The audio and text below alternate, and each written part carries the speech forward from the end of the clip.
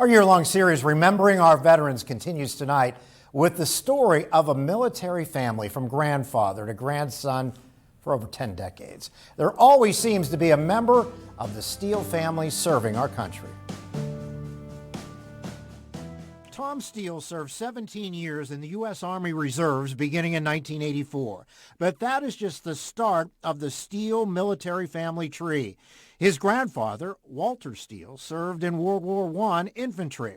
His dad, Glenn, and uncles Chester and Ken also served in the Korean War.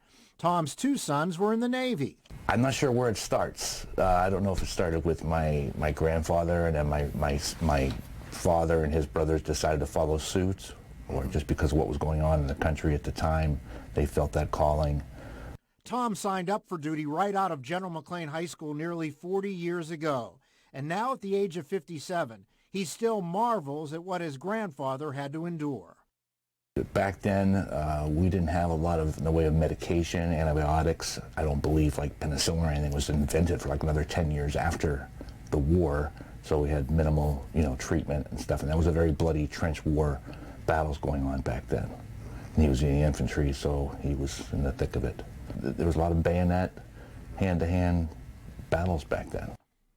In 2007, 44-year-old Thomas Steele got the call. He was headed to Iraq to run heavy equipment, and he arrived for his 6-month tour of duty in May of 2008. Our base was mortared on a regular basis, and they always did it in the middle of the night.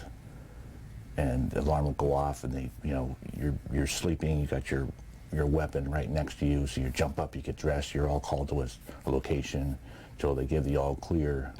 I remember flying into Baghdad, and I don't think any of the buildings were higher than 3 or 4 stories. When I came home, I think I kissed the ground when I got off that plane. And Tom Steele's cousin, Kyle, is currently serving in the Air Force. To the Steele family, thank you for your service.